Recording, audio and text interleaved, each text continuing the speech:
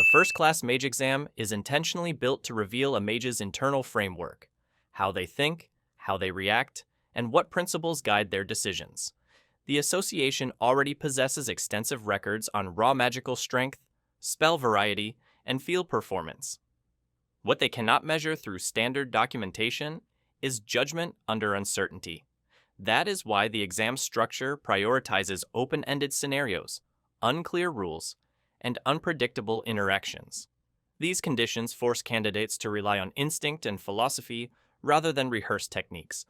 A first-class mage is expected to take on missions involving political pressure, dangerous negotiations, and leadership in volatile situations. These responsibilities cannot be trusted to someone whose instincts are impulsive or emotionally driven. The exam therefore keeps its objectives vague, observing whether a candidate escalates conflict, diffuses tension, or thinks strategically. Every small decision, where to move, who to trust, what to prioritize, exposes the candidate's internal operating system. Power alone cannot reveal this, which is why raw strength is never the top criterion. The exam's true goal is to filter for mages who possess long-term stability. A powerful mage with poor judgment can become a liability, while a moderately strong mage with consistent, principled decision-making can be relied upon to uphold the association's standards. The test is designed to strip away situational advantages, remove external guidance, and give candidates just enough freedom to reveal their authentic selves. Zarya uses these results to identify mages who will uphold responsibility, discipline, and purpose, traits that define first-class authority far more than destructive capability. The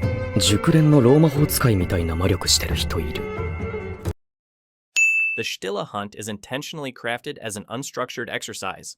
Candidates are told to capture a Stille, but they receive no instructions on what methods are allowed, what behavior is expected, or how other teams might interfere.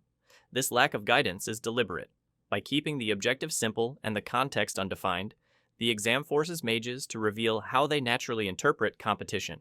Some immediately treat the test as a battlefield and assume aggression is the optimal route, while others interpret it as a strategic challenge centered around tracking and timing. This divergence is what the proctors are really watching for. Because no rules specify that fighting is required, or even beneficial, those who initiate conflict show that their reflex is to escalate without verifying necessity. This exposes impatience, insecurity, or an over-reliance on force. Meanwhile, teams that observe first, measure risk, and adjust their approach demonstrate adaptable thinking. A few candidates even attempt diplomacy or makeshift alliances, showing awareness of social dynamics and long-term advantage. These varying choices reveal not only tactical preferences, but also deeper traits: how candidates value cooperation, how they weigh consequences, and how comfortable they are navigating ambiguity. The Stille itself is almost irrelevant. What matters is how the candidates behave around it. Does a mage attack another team simply because they're nearby? Do they conserve energy for the long term? Do they plan traps, attempt negotiations, or focus only on themselves? By watching these decisions unfold naturally, the association learns who respects restraint, who overcommits, who stays analytical, and who loses control under competitive pressure. In this way, the Stille Hunt becomes a psychological mirror, reflecting the exact instincts that determine whether a mage can be trusted with first-class responsibilities.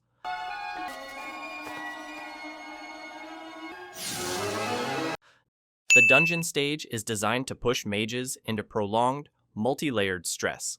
Unlike the Stille Hunt, which reveals instinctive responses, the dungeon reveals sustained behavior over time. Candidates must evaluate hazards, manage mana and stamina, navigate unknown architecture, and handle threats without guaranteed support. These conditions peel back the superficial confidence some mages display in short encounters. As hours pass, rash decision-makers expose their impatience, cautious strategists show their planning depth, and adaptable mages demonstrate calm control in shifting circumstances. Because the dungeon environment changes constantly, candidates are forced to respond to uncertainty rather than rely on rehearsed patterns. Teams must coordinate spell usage, determine marching order, assess enemy strength, and decide when to withdraw. Every misstep reveals something: who takes too many risks, who freezes when conditions shift, who communicates clearly, and who ignores team input. The dungeon reveals leadership traits with precision. A mage who remains level-headed under resource scarcity and threat pressure exhibits the exact temperament needed for first-class responsibilities. The most revealing factor is how teams handle danger they cannot immediately solve. Some candidates force confrontation even when a retreat would be safer, exposing pride or impatience. Others hesitate excessively, revealing lack of confidence or inability to act under pressure. A few remain balanced, advancing carefully while maintaining awareness. The dungeon is therefore less about defeating monsters and far more about seeing how mental structures hold up over time. Zarya uses this stage to identify mages who can maintain judgment when fatigue, fear, and unpredictability converge. The clone system is built around the idea of relative parity. Each candidate faces an opponent calibrated to their own mana signature and proficiency. This ensures fairness and removes the influence of luck or uneven matchups. However, Frieren, with centuries of mana refinement, ancient spell knowledge, and immeasurable battlefield experience, creates a clone so overwhelmingly powerful that it becomes a near-invincible anomaly. This single outlier destabilizes the entire test format and undermines the exam's internal logic. Candidates unlucky enough to encounter the Frieren clone face a situation no strategy can realistically overcome. The clone possesses not only Frieren's mana density, but also her instinctual combat efficiency, making it effectively a lethal trap rather than a fair opponent. Conversely, teams who avoid the clone progress effortlessly, regardless of their preparation or tactical intelligence. As a result, success in this stage depends far more on the dungeon's randomized layout than on a candidate's merit, judgment, or skill. This violates the exam's entire purpose. Zarya immediately understands the implications. If results can be influenced by random encounters with an unstoppable opponent, then the ranking system loses validity. Passing or failing no longer reflects a mage's character or thinking, it reflects chance. For an exam meant to evaluate judgment, this is unacceptable. By identifying this imbalance instantly, Zarya demonstrates her own mastery of evaluation. Her decision to replace the final stage is not impulsive. It is a necessary correction to preserve the exam's integrity. 電剣、あれも対処できるのか? Once the dungeon stage becomes unreliable, Zarya discards the planned final trial and replaces it with direct interviews. This shift ensures that the evaluation remains rooted in what the exam is truly meant to measure: internal philosophy and thinking patterns. Through conversation, Zarya can accurately assess the principles and intentions behind each mage's use of magic, the elements that matter far more for long-term authority than combat performance. The interview strips away variables such as teammates, environment, luck, and situational advantage. There are no monsters to blame, no strategies to hide behind, and no opportunities to manipulate outcomes through brute force. In this silent setting, candidates must articulate their understanding of magic and demonstrate clarity of purpose. Zarya watches not only the content of their answers, but the consistency, confidence, and logic behind them. Every word reveals how a mage will behave when placed in high-stakes, high-responsibility situations. This format reflects the deeper truth that a first-class mage is not defined by power, but by the stability of their worldview. Mages who rely on emotion, ambition, or personal validation fail immediately because these motivations collapse under pressure. Mages who possess disciplined thinking, reliable principles, and a grounded view of magic display exactly what Zarya deems necessary. The conversation becomes the purest, most accurate measurement of qualification. Fern succeeds because her philosophy is simple, consistent, and perfectly aligned with modern magical doctrine. She views magic as work that requires steady practice, discipline, and responsibility. There is no idealistic embellishment, no emotional framing, and no attempt to appear profound.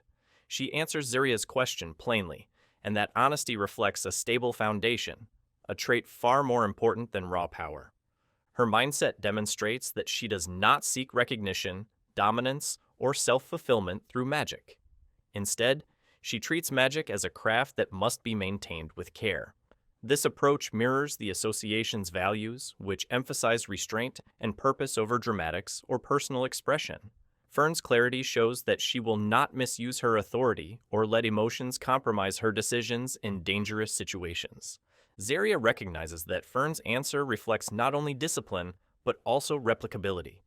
Fern embodies a philosophy that can be taught, modeled, and trusted. This makes her ideal for first-class rank because her mindset contributes to institutional stability. Even if her power is not extraordinary, her reliability compensates for it and makes her a safe and responsible choice. Frieren's failure highlights the exam's central principle. Power alone is meaningless without a compatible philosophy. Her understanding of magic is deeply personal, shaped by an era long before modern magical systems existed. She treats magic as a reflection of memory, emotion, and life experience, a perspective no modern mage can replicate or build a doctrine around. When Frieren answers Zarya's question, she reveals that she views magic as something beyond structure or rule. Zarya recognizes this immediately as incompatible with the association's expectations. A first-class mage must embody a philosophy that others can follow and learn from. Frieren's worldview cannot be standardized, codified, or used to guide an institution. Her brilliance, while undeniable, is inherently individualistic. Zarya does not reject Frieren out of disrespect. She rejects her because Frieren represents an earlier, freer magical culture, one that cannot serve as the foundation for modern magical authority. Frieren's perspective is too unique, too emotional, and too dependent on centuries of experience for anyone else to emulate. Zarya chooses consistency over genius.